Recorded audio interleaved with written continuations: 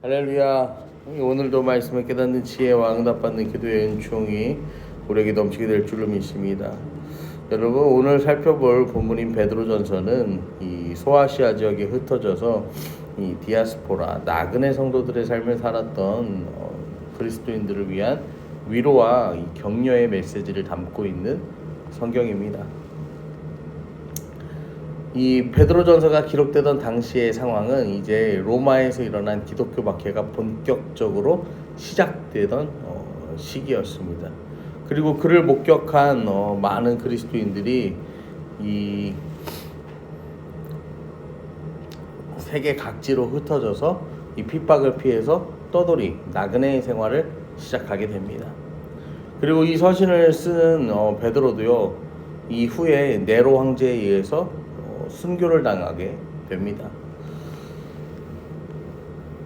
여러분, 이 소아시아 지역, 특별히 흩어진 그리스도인들은요, 로마의 박해를 피해서 여기에 왔지만 이제 박해가 점점 어떻게 될까요? 자기들에게 가까이 오죠. 로마에서 시작된 박해가 점점 이제 퍼져나가니까.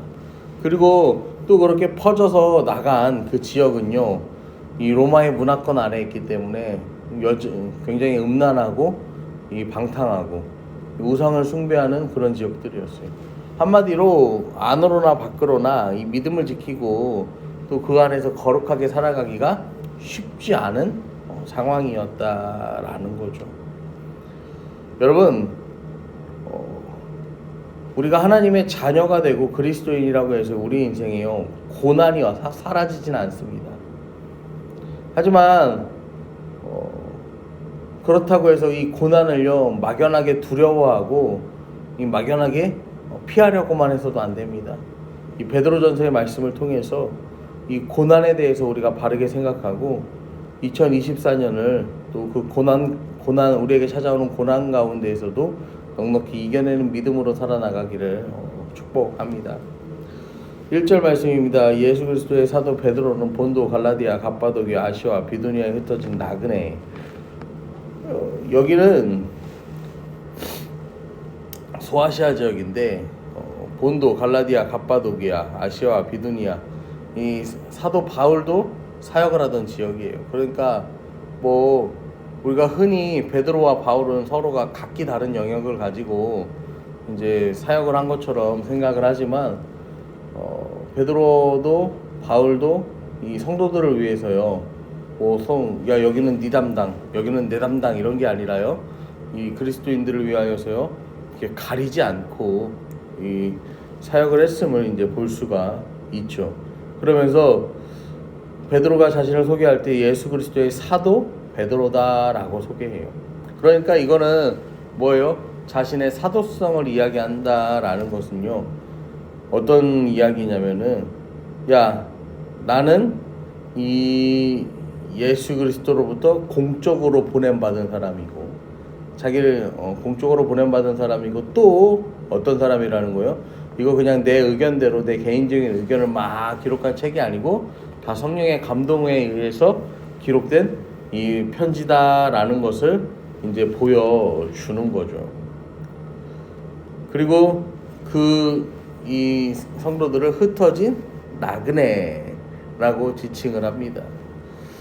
그러니까 우리의 이 삶은 뭐라는 거예요? 잠시 잠깐 머물다가는 나그네의 삶이다라고 이야기하는 거예요. 왜냐면은 이 임박한 종말론을 가지고 또 이미 임한 그 환란의 시대를 살아가는 성도들한테는요, 가장 적합한 은혜인 거예요. 잠시 잠깐 나그네 생활을 하는 거다. 우리의 본향은 여기가 아니라 영원한 하늘 본향이다.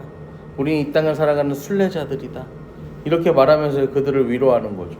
그러면서 2절에 곧 하나님 아버지의 미리 하심을 따라 성령이 거룩하게 하심으로 순종함과 예수 그리스도의 피뿌림 얻기 위하여 이 택하심을 받은 자들에게 편지하노니 은혜와 평강이 너희에게 더욱 많을지어다.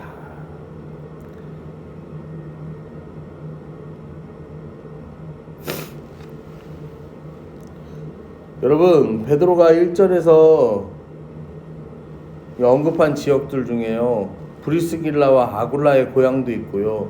이 바울이 전도했던 지역도 있고요. 바울이 전도하고자 했으나 성령님이 막으셨던 지역도 있어요.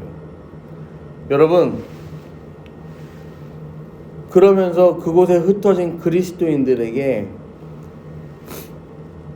하나님께서 보시에요. 성령이 거룩하게 하심으로 순종과 예수 그리스도의 피뿌리 먹기 위해 택하심 받은 자들에게 편지하노니 은혜와 평강이 너희에게 더욱 많이 있을지어다. 그곳이 어떤 곳이든지 간에 여러분들이 있는 그 장소가 어느 곳이든 간에 그곳이 주 안에서 성도의 교제가 일어나는 그곳은 바로 교회고 그곳이 하나님 나라고 하늘나라다라고 그렇게 위로하는 거예요. 그러면서 우리 주 예수 그리스도의 아버지 하나님을 찬송하리로다. 헬라어에서 이렇게 말합니다. 찬송하리로다 우리 주 예수 그리스도 아버지 하나님. 찬송이 먼저 나오는 거예요. 베드로가요 이 편지를 쓰고요 몇 년 지나지 않아서 순교하거든요. 베드로가 아마 자신이 죽을 것이다 라는 걸요, 여러분 내일 일을 모르고 살았을까요? 저는 그렇게 생각합니다. 뭐 베드로 정도 되는 사도였다면 아마 자기가 이 환난과 박해에 가장 이 전방에 서서 죽어야 된다라는 것을 아마 알고 있지 않았을까. 영적으로도 알았고 또 그렇게 이 삶에서도 알았을 거예요. 그럼에도 불구하고 베드로가 이렇게요 산 소망을 고백할 수 있는 이유가 무엇이냐면요, 지금은 이 불같은 시험과 고난을 당하지만 그럼에도 세상이 줄 수 없는 참 기쁨과 확신을 가지고 살아갔던 인생이 베드로의 인생이었기 때문이죠. 베드로가 4절에서도 썩지 않고 더럽지 않고 쇠하지 아니하는 유업을 잊게 하시나니 곧 너희를 위하여 하늘에 간직하신 것이라 이야기를 하는 거예요. 여러분, 썩지 않고 더럽지 않고 쇠하지 아니하는 천국과 세상이 얼마나 다른지를 이야기하는 거예요. 천국은 썩지도 않고 더럽지도 않고 쇠하지도 않아요.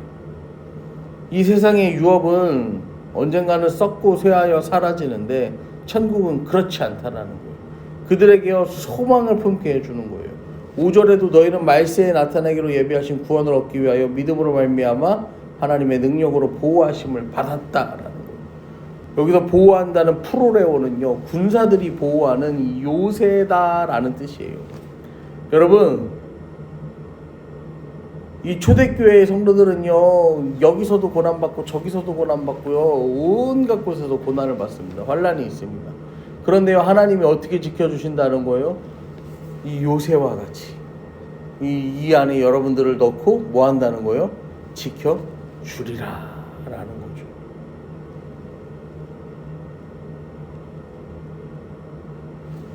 사랑하는 성도 여러분, 성도의 믿음이 귀한 이유가 여기에 있는데요, 두 눈으로 볼 수도 없고 손으로 만질 수도 없는데 보이지 않는 하나님의 약속을요 우리는요 마치 손에 잡히는 것처럼요 그렇게 선명하게 보이는 것처럼요 믿고 살아간다라는 거예요. 그 사람이 바로 그리스도인이에요. 세상살이 때문에, 가정 때문에, 건강 때문에 뭐 온전한 믿음을 갖기 어려운 사람들이 있죠. 세상은 도무지 감추어져서 볼 수 없는, 성도만이 볼 수 있는 그 약속, 하나님이 주시는 그 믿음의 유업, 여러분 그것을요 우리는요 믿음의 눈으로 바라보아야 한다라는 것입니다.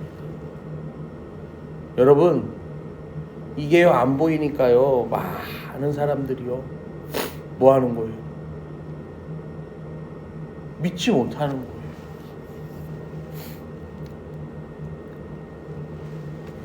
이 일전에 예수님을 보살이라고 이렇게 표현했던 어떤 이 교수님이 있어요.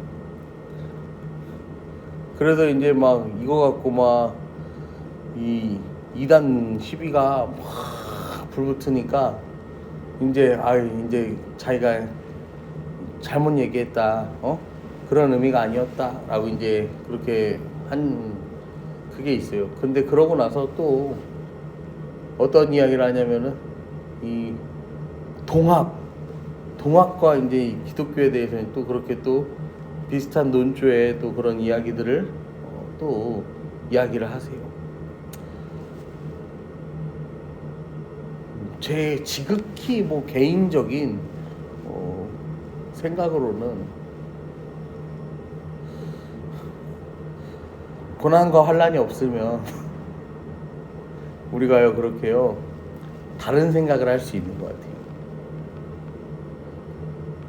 그리스도인에게 고난과 환란이 필요한 이유는요, 우리 예수 그리스도를 믿음의 주요 온전케 하시는 이로 바라보면서요, 그분에 대한 신뢰를 놓치지 않는 하나님의 어떠한 특별한 은혜가 아닐까, 저는 그렇게 생각합니다. 여러분, 우리의 삶에 찾아온 고난과 환난은요, 오늘도 하나님만 바라보고요, 하나님만 의지하게 하는 여러분, 하나님의 특별한 은혜입니다. 하나님의 특별한 위로가 됩니다. 그렇게 고난과 환난이 없다면요, 우리는요 하나님을 이렇게도 믿어보고 저렇게도 믿어볼 거예요. 내가 필요한 방법에 맞춰서요 이리저리 돌려가며 믿어볼 거예요. 하지만 우리 하나님은요 이렇게도 믿어보고 저렇게도 믿어보는 분이 아니죠. 진리죠, 길이죠, 소망이죠. 여러분, 오늘도 그 하나님을 온전하게 의지하고 믿음으로 살아가는 저와 여러분 되기를 간절히 축원합니다. 아멘.